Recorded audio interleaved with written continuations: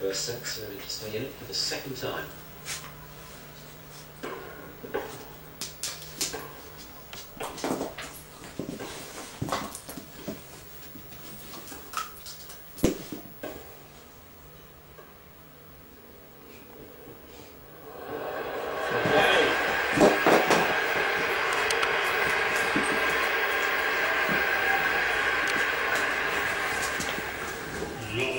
Good hands from Ruddock, but Meltzer sometimes uses that shot a little bit too much, that drop shot.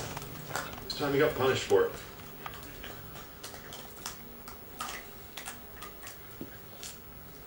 It's making a cigar.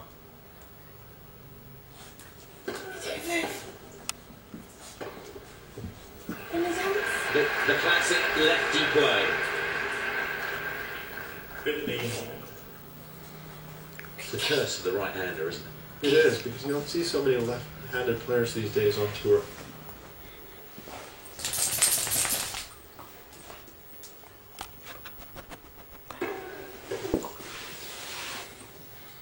You're better now.